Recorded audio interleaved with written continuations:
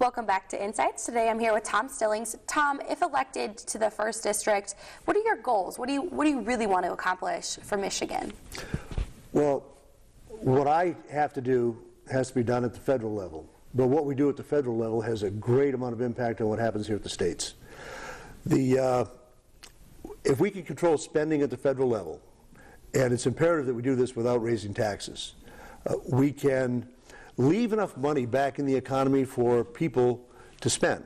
And every time somebody goes to the grocery store, they go to the dry cleaners, they go any place and they spend money. You know, the accumulation of all these things equates into jobs. You know, and the more money is being spent, the more tasks are being performed, the more need there is, the more demand you create for labor, for employment, and that's how we grow jobs in this economy. So we have to find a way to leave as many dollars back here for people to spend so they can spend them, so that companies will then see that I need to build inventory, I need to produce more product, and that means they hire more people, and then you get the spiral going back up again. Right now we're in this death spiral, and every time they raise taxes, like this health care bill, it just sucks money out of the economy.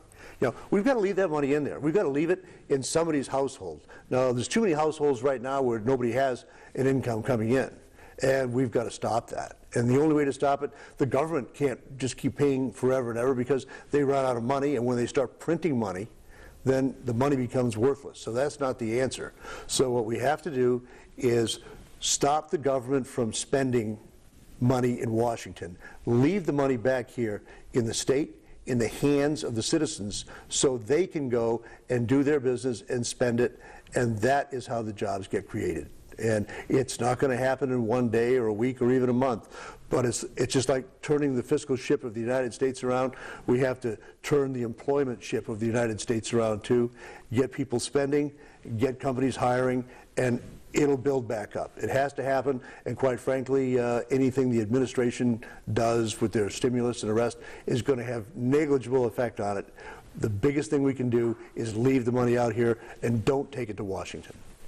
In terms of the Wolverine plant, it's a hot topic here in Northeast Michigan, the potential for the jobs that it could create and its current kind of holdup in Lansing. Where do you stand on that topic? This is a travesty. This truly is. Yeah, this is just, one of the reasons why the state of Michigan is in the worst shape of almost any state in the union is because of this anti-job attitude in Lansing. That plant should have been fired up and producing electricity. I don't know how long ago it would have been feasible as far as construction, but a long time ago. And the idea that the government is holding this up is shameful. It's shameful. There's no reason for this. They've been doing this for years. They've been running jobs out of the state.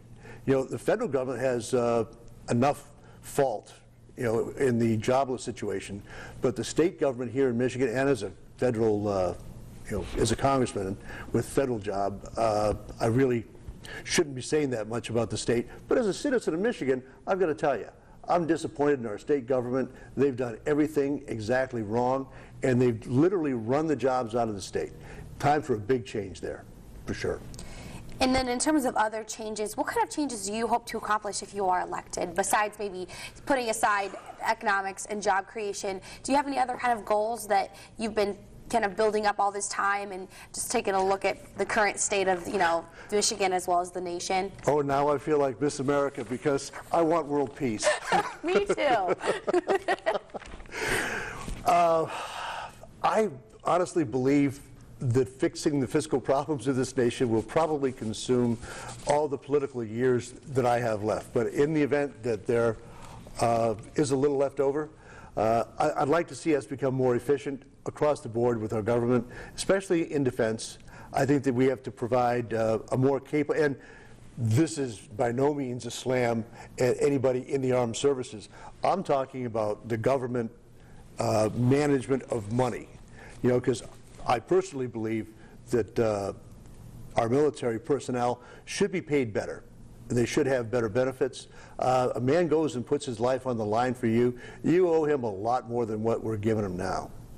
And there's money to be spent by bringing the troops home from places like Japan and Germany.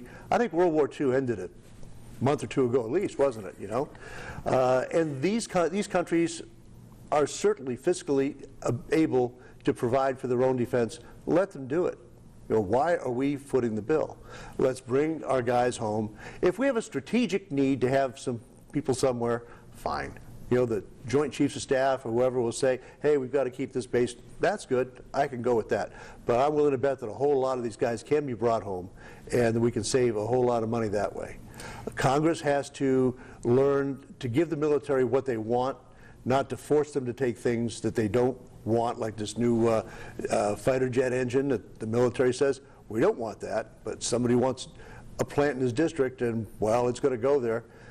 We can't afford that anymore. We don't have the money, and we have to spend what we have wisely.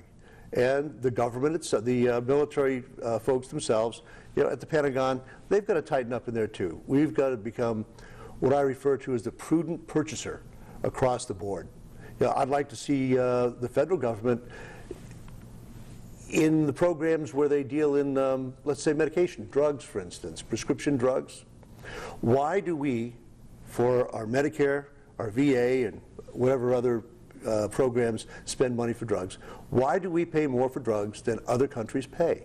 Why don't we go to the drug companies and say, listen, guys, you know, you depend on our FDA approval as the world standard for your drug being effective, and you probably got an NIH grant to help develop it.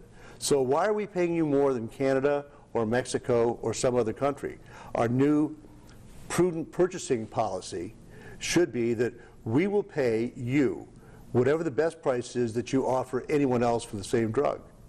You know, we don't expect a better deal, but we expect the same deal.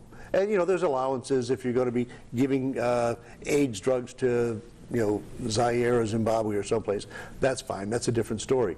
But we've got to become, as a government, the prudent purchaser in drugs and everything else across the board, and that's a big way to save money, hopefully cut taxes, leave money back in the states so the states can take up the slack on the programs that they should handle, that right now they're coming to the federal government asking them to handle things that the Constitution really doesn't delegate to the federal government. We've got to get back into whose job is what. Okay, Tom, and we're running out of time, unfortunately. If you could leave the viewers with one message and they want to identify you kind of with one statement, what would you have to say? The same thing that I say every time I end a speech. I will not let you down, and tax and spend must end. That's my credo. Thank you. Simple enough. Thanks, Tom, and thank you for watching. Be sure to watch Insights every Sunday at 11 a.m. I'm Ashley Izbicki. Have a great day. Insights into Northeast Michigan is a Channel 11 News public affairs program. If you have any comments, suggestions, or topics you would like to see on future shows, email us at the address on the screen.